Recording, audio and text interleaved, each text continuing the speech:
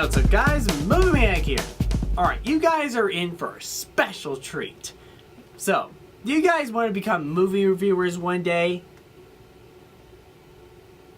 Even though in your mind I can tell you said no, but I'm just going to tell you anyways, because it's important for most people to know how to become a movie reviewer. And of course there's some people out there who does want to become a movie reviewer on TV or mostly on YouTube. A lot of people will usually do it on YouTube, and so do I.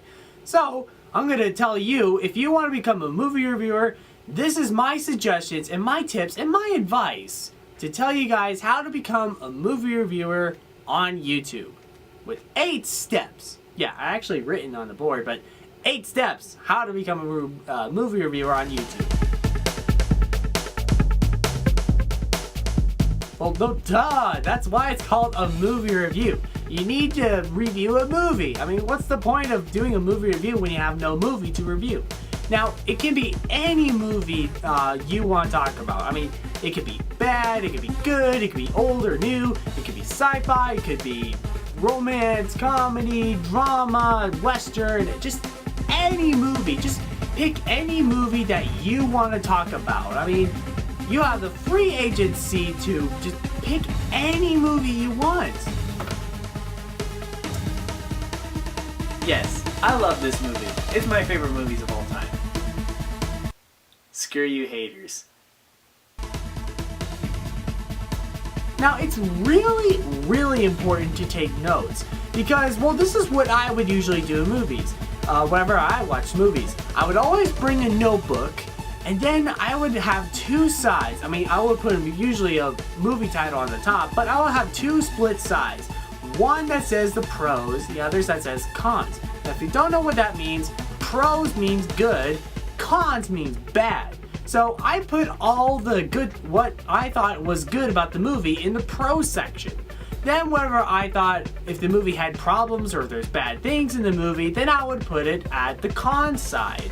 Now usually when you're done putting all the good stuff in the pros and bad stuff on the cons, you have to sum up your basic whole review and also give it a rating. Now if you want, you don't have to give it a rating. I know some movie reviewers don't give ratings, but a lot of people would use like 5 out of 5 or 10 out of 10, 5 stars out of 5, and 100%, 0%, all that. And I would use grading letters for movies like A+, F-, C-, or something like that. I would usually do that.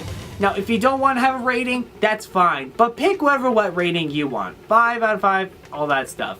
You pick.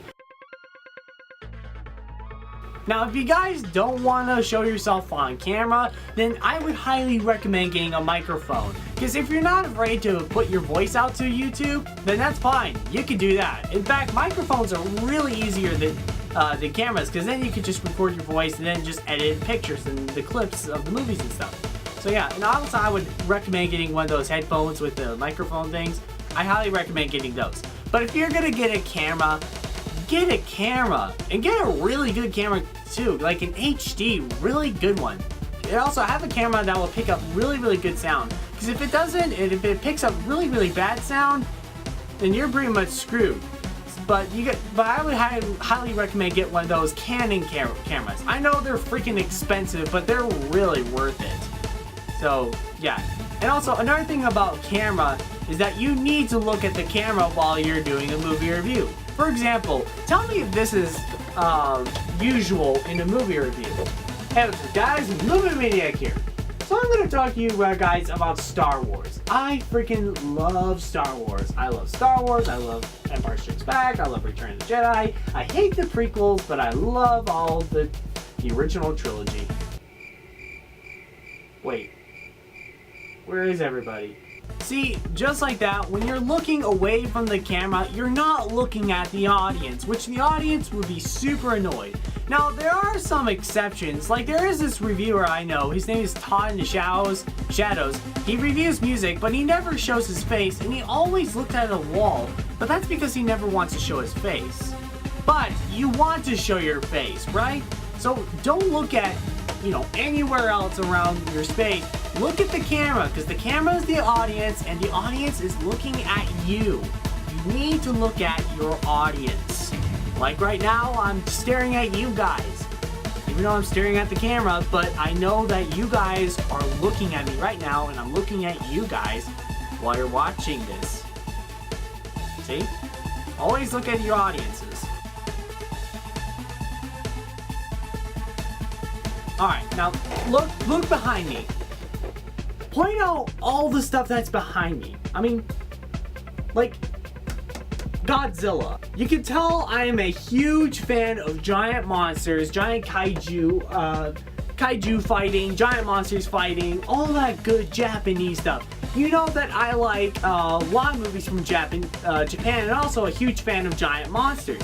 And also, as you can see, is my shelf of movies. These are the movies I picked as one of my favorite movies of all time. Well, there are some that are just little honorable mentions of really, really good movies, but always have like movies in your shelf to describe you if you like movies. Like even if you're filming behind your collection set of DVDs, and I would highly recommend doing that.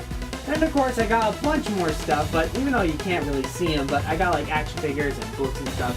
So yeah, I highly recommend getting a really good background, and get a background that describes you. Not like personally describes you, but mostly a background that just points out all the stuff that you like. I mean, as you can tell, like I said, I like giant monsters, and there's like posters, like How to Train Your Dragon. I love animation. Dark Knight Rises. I like superhero movies, and all this stuff. Get a background.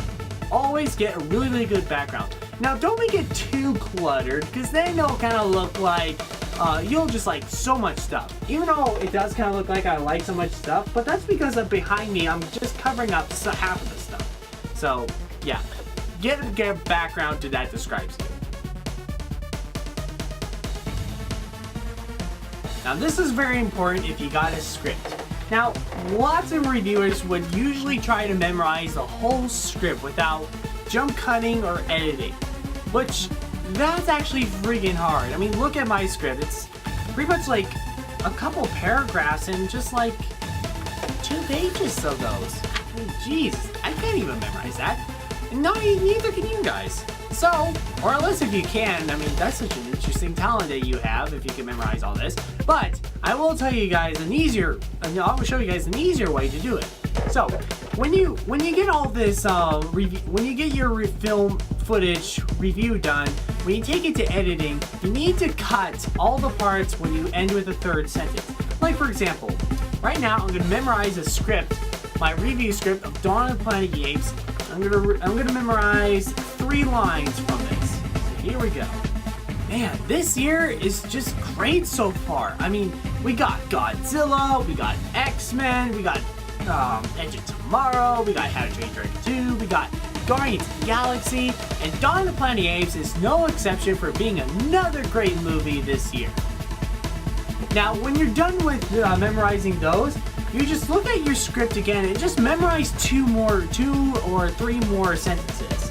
And then, because then when you get to the editing bay, you'll just cut out all this part and just jump to the next scene where you're saying the other 3 sentences of the paragraph. And you keep doing this every time wherever you keep cutting to the next paragraph and stuff. So let's do this again. So this is a sequel to Rise of the Planet of the Apes, which Rise of the Planet of the Apes is a prequel to the Planet of the Apes, but it's also a reboot of the Planet of the Apes franchise. So pretty much it's a prequel slash reboot, and then there was a prequel slash reboot sequel? I never thought I would put all those 3 words together. Okay, and you just keep doing that over and over again with all the other sentences, and that's pretty much really, really important when you got a script like this.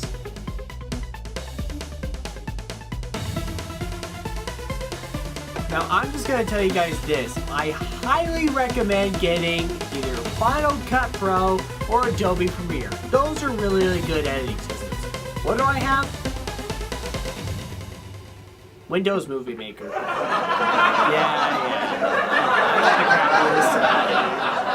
Shut up! But, I'm just telling you guys this. just get a Final Cut Pro or Adobe Premiere. Those are just way better than Windows Movie Maker, because they got a lot more stuff you can do with it. Like you can enhance the color system, make it more HD and stuff. Highly recommend getting those and use those to edit your movies. Now, if you don't know how to use the Final Cut Pro stuff, search it up on YouTube. It'll take a while to explain if I was explaining how to use Final Cut Pro. So, yeah.